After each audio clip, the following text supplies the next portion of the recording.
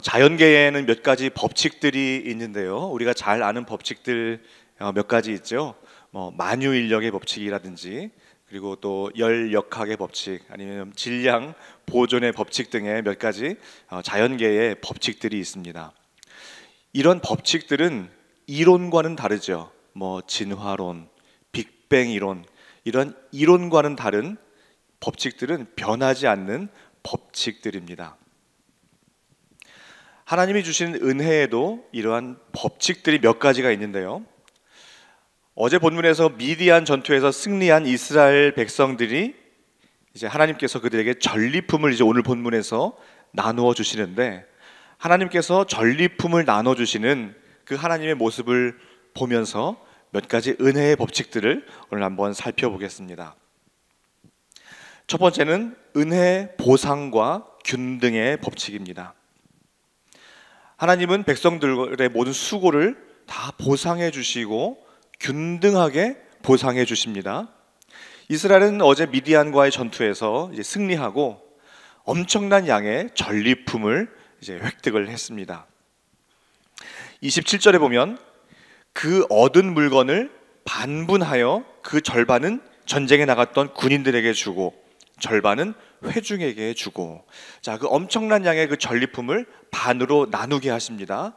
그래서 절반은 싸움에 실제적으로 나갔던 군인들에게 주고, 나머지 절반은 이제 전쟁에 나갔던 아버지를 전쟁에 내보내고, 또한 아들을 전쟁에 내보내고, 형제 중에 한 명을 전쟁에 내보냈던 그러한 회중들에게 또 나머지 절반을 균등하게 주셨습니다.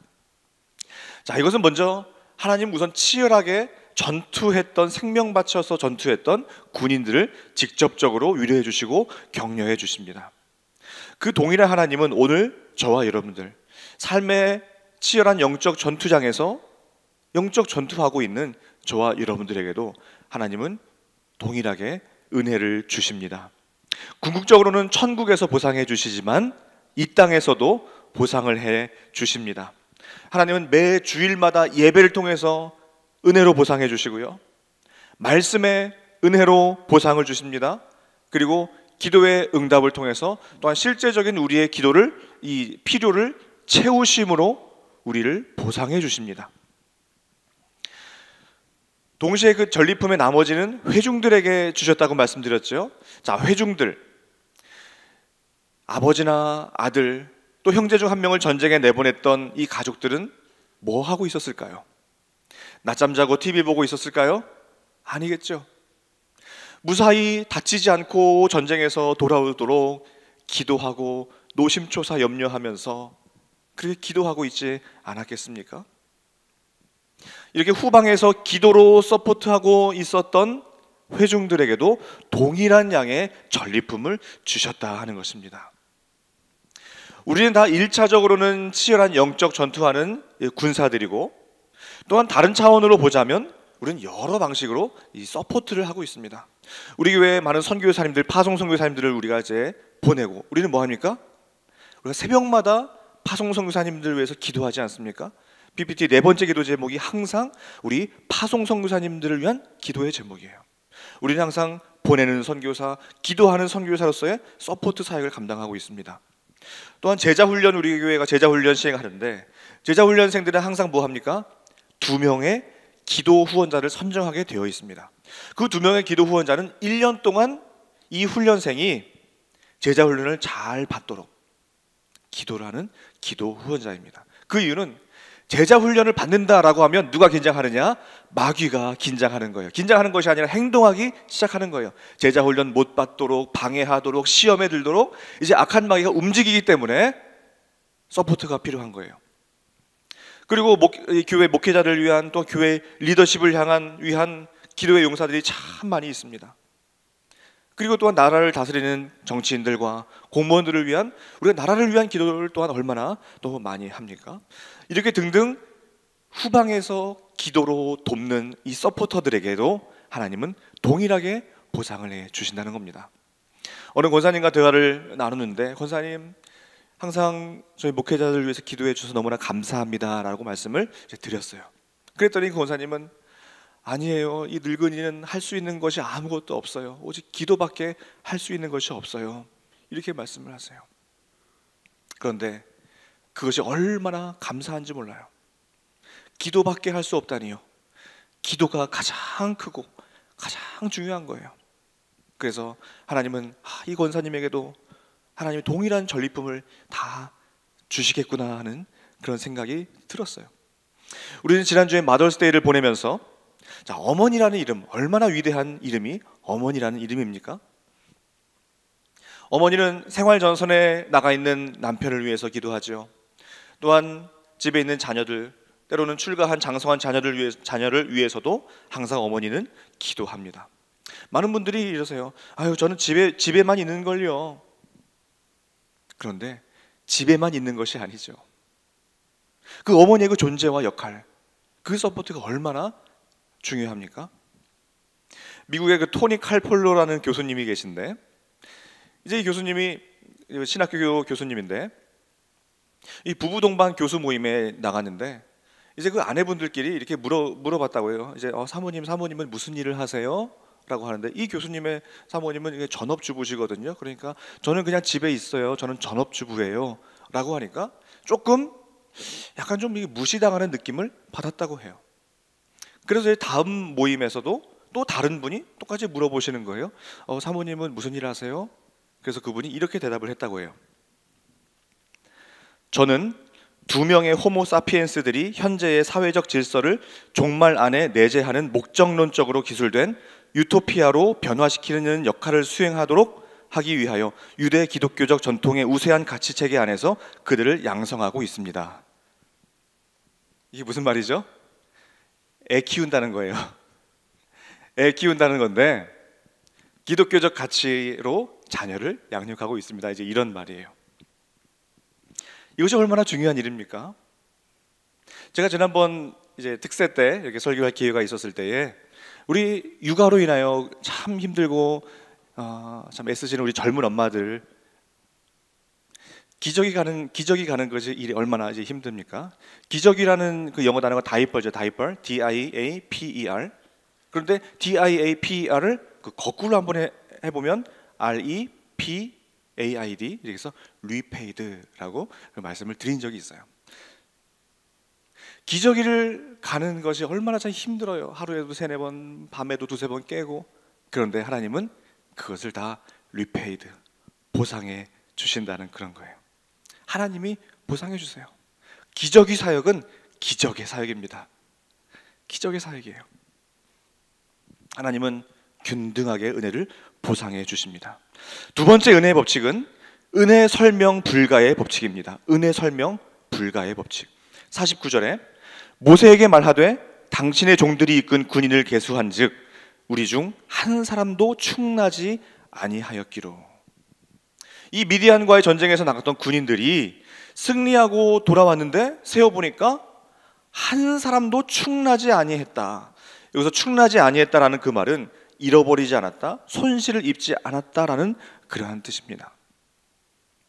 전쟁을 기념해 놓은 그 전쟁 기념관이나 그런 데 가면 아무리 그 승리한 전쟁이라 할지라도 전사자, 부상자, 실종자 이런 숫자들을 다 기록을 해 놓았어요. 그런데 오늘 미디안과의 이 전투는 12,000명의 이 군인들이 나갔는데 한 명도 충나지 아니했다. 한 명의 전사자도 없다는 거예요. 이것은 설명 불가합니다. 설명 불가. 광야에서도 하나님께서 이스라엘 백성을 어떻게 돌보셨습니까? 그들의 옷이 헤어지지 아니하고 발이 부르트지 아니하였다. 이것이 가능합니까? 이것도 가능하지가 않아요. 역시 설명 불가입니다. 하나님의 은혜는 논리적으로, 이성적으로는 설명 불가입니다. 하나님이 저와 여러분들을 사랑한 것이 설명이 가능합니까? 하나님이 저와 여러분들을 위하여 십자가 죽으셨다는 것이 설명이 가능합니까? 그 외에 성경에서 수많은 하나님의 그 은혜의 흔적들, 그리고 저와 여러분들의 오늘날 지금까지 이 이민 생활 속에서 베풀어 주셨던 하나님의 은혜, 설명하려고 해도 설명이 가능하던가요? 설명이 안 돼요. 그러니까 은혜입니다. 그러니까 은혜예요. 이것이 은혜의 설명 불가의 법칙입니다. 세 번째는 은혜 보답의 법칙입니다. 이렇게 군인들과 회중들에게 절반씩 전리품을 나누어 주고 그것을 가지고 하나님은 28절에 보면 먼저 군인들에게는 500분의 1을 여호와께 드릴지니라 이렇게 말씀하시면서 이렇게 하나님께 드리면 하나님은 이것을 제사장 엘르아살에게 주셨습니다. 그리고 30절에 보면 회중들에게는 나눠준 전리품의 50분의 1을 여호와께 드리라고 말씀하십니다. 그러면 하나님은 그것을 레위인들에게 주십니다. 하나님께로 받은 은혜는 이 보답을 해 드려야 되는 거예요. 하나님께 보답. 하나님께 보답해 드릴 때 하나님은 하나님의 방법으로 하나님께서 활용하시고 또 사용하세요. 자, 네 번째 법칙입니다. 네 번째 은혜의 법칙은 은혜 전달의 법칙입니다. 미디안과의 전투에서 한 사람도 충나지 않고 돌봐주신 은혜에 감사해서 50절 말씀에 보면 우리 각 사람이 받은 바 금 패물 곧 발목고리, 손목고리, 인장반지, 귀고리, 목걸이들을 여호와께 헌금으로 우리의 생명을 위하여 여호와 앞에 속죄하려고 가져왔나이다. 자, 우선 이것은 앞에 말씀드린 은혜 보답의 법칙과도 맞닿아 있죠. 그 받은 바 금, 은, 귀걸이, 목걸이 이런 것들을 이제 하나님께 가지고 왔다라고 말씀을 합니다. 근데 참 많이도 받았죠. 금, 팔찌, 귀걸이, 반지 많은 것들을 이제 받은 것 같아요. 근데 이 모든 것들을 생명을 보전해 주신 하나님의 은혜에 감사해서 하나님께 생명의 속전으로 드렸다라고 말씀을 하고 있어요. 그것을 이제 이 모세는 어떻게 하느냐 한번 보세요. 54절에 보시면요. 모세와 제사장 엘르아살이 이제 백성들이 가지고 온 금, 은, 귀걸이, 목걸이를 가지고 어떻게 하냐? 54절에 회막에 들여 여호와 앞에서 이스라엘 자손의 기념을 삼았더라라고 말씀을 하고 있습니다. 전쟁에서 한 사람도 충나지 아니하고 하나님의 놀라운 은혜로 살아온 승리한 그 전투를 기념해서 속전의 예물을 가지고 온 그 헌금들을 회막에 드리고 자손들의 기념으로 삼았다. 이것은 뭐냐면 자녀 세대들에게 하나님의 행하신 일을 알리기 위한 교육 자료로 사용했다라는 것입니다. 이것이 바로 은혜 전달의 법칙입니다. 이스라엘 백성들은 유월절에도 어떻게 했습니까? 유월절. 이제 이 애굽에서 나올 때 장자의 재앙을 통해서 유월절을 지키면서 애굽에서 나오지 않습니까? 자, 그때 하나님께서 이렇게 말씀하십니다. 이후에 너희의 자녀가 묻기를 이 예식, 6월절이죠. 이 예식이 무슨 뜻이냐 묻거든 너희는 이르기를 이는 여호와의 유월절이라.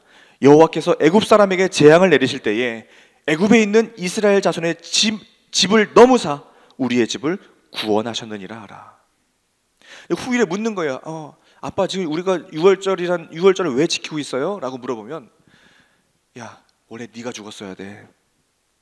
옆에 큰아들 죽는 거 봤지? 네가 죽었어야 돼. 그런데 어린 양이 대신 죽은 거야. 그러면서 하나님의 은혜에 감사의 제사를 드리는 거예요. 네가 죽었어야 되는데. 이것이 뭐냐면 예수 그리스도의 구원의 그 은혜 아닙니까? 자녀들에게 알려주라라는 거예요. 또한 요단강을 건너서 가나안 땅에 들어갈 때도 마찬가지입니다. 요단강을 건널 때 그 요단강에는 돌을 지파별로 하나씩 가지고 오라고 말합니다. 그리고 이렇게 말씀하세요. 이것이 너희 중에 표징이 되리라. 후일에 너희 제 자손들이 물어 이르되 이 돌들은 무슨 뜻이냐 하거든 그들에게 이르기를 요단물이 여호와의 언약궤 앞에서 끊어졌나니 곧 언약궤가 요단을 건널 때에 요단물이 끊어졌으므로 이 돌들이 이스라엘 자손에게 영원히 기념이 되리라 하라. 자, 또 자손들이 물어볼 거 아닙니까? 아빠, 이 돌이 뭐예요? 이것은 우리가 40년간의 광야 생활을 다 마치고 이 요단강을 건너는데 요단강이 갈라지도 않았어. 오히려 넘실거리며 이 요단강이 불어났는데 언약궤를 따라서 발을 집어 넣으니까 이 물이 갈라졌어. 그리고 우리는 그 땅을 마른 땅처럼 그 강을 마른 땅처럼 걷는 거야. 하나님이 하셨어. 그래서 그 강바닥에서 이 주워온 그 돌이야. 자녀들에게 알려주라는 거예요. 알려주라는 거. 이렇게 자녀들에게 하나님이 행하신 일, 하나님의 존재, 이것을 자녀들에게 전달해야 돼요. 알려줘야 돼요. 그렇지 않으면 우리 다음 세대는 다른 세대 되어버려요. 다른 세대. 다 하나님 떠나버리고 다른 세대 되어버리고 사사시대가 와버려요. 믿음의 대가 끊어집니다. 하나님께서 행하신 일, 베푸신 그 은혜를 전달하시기를 바랍니다. 자녀들에게 가르치시기를 바랍니다. 이스라엘 백성들이 드린 그 금, 은, 목걸이, 귀걸이, 팔찌 이런 것들을 생각하면 또는 저는 금송아지가 생각이 나요. 금송아지. 이제 모세가 이 십계명을 받으러 시내산에 올라갔는데 모세가 더디 내려옴을 보고 백성들이 아론에게 뭐라고 말합니까? 우리를 위하여 신을 만들어 달라. 우리를 위하여. 그러니까 아론이 뭐라 그래요? 그럼 너희 자녀들의 너희 집에서 금과 은을 다 가지고 와라. 그래서 금, 팔찌, 목걸이 이런 것들 다 가지고 오니까 아론이 그것으로 금송아지를 만들었잖아요. 그러니까 하나님께서 주신 그 은혜를 가지고 자녀 세대들에게 교육 자료로 쓸 수도 있는 반면에 그 은혜를 가지고 우상을 섬기는데 사용하기도 해요. 여러분, 우리의 헌신이 어디에 쓰여져야 될까요? 우리의 헌신이 자칫 우상을 만드는 데 쓰여질 수가 있어요. 그것은 내 의와 내 헌신으로, 내 의와 내 열심으로 사람의 눈에 보이기 위하여 내가 헌신한다면 그 내 헌신은 금송아지 만드는 것입니다. 그러나 내 헌신이 하나님의 행하신 일을 드러내는 헌신이 될 때 그것은 다음 세대를 위한 신앙의 교육이 됩니다.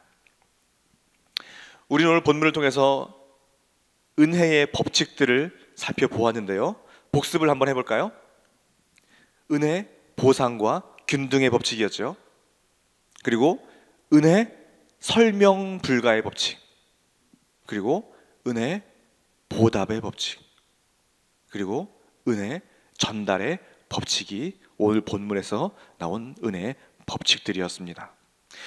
이 모든 은혜의 법칙들을 아우르는 한 가지 최종적인 법칙이 있습니다. 그것은 은혜 유일의 법칙입니다. 은혜 유일의 법칙. 오직 은혜, 오직 은혜. 종교개혁자들이 종교개혁의 깃발을 들면서 붙들었던 솔라 그라티아, 오직 은혜. 이것이 모든 은혜의 법칙들을 아우르는 거예요. 우리는 은혜 없이는 살 수 없습니다. 이 광야 같은 인생길을 살아가는 유일한 방법은 오직 은혜입니다. 광야에서는 우리의 힘으로 물을 얻을 수도 없고 우리의 힘으로 음식을 얻을 수도 없습니다. 오직 은혜밖에 없습니다. 우리의 힘으로 미디안을 내쫓을 수도 있지만 때로는 그렇지 못할 때도 있어요. 그렇기 때문에 은혜가 필요합니다. 미국에 여행 오는 거 좋죠. 그런데 산다고 생각해 보세요. 사는 것과 여행 오는 것은 너무나 달라요. 여행 와보니까 야, 여기 살기 좋겠네, 나도 살고 싶네, 이렇게 하죠. 근데 사니까 어떻습니까? 은혜밖에 없어요. 은혜밖에 없어요. 설명 불가해요. 은혜밖에 없어요. 모든 것이 부족한 광야 인생길입니다. 그러나 아무것도 부족하지 않은 이유는 우리의 공급자 되신 하나님께서 날마다 은혜로 공급해 주시기 때문입니다. 이 은혜의 법칙들을 기억하시면서 이 은혜만 붙들고 사시면서 이 광야 인생길을 천국길처럼 걸어가시기를 간절히 소망합니다. 광야니까 인생입니다.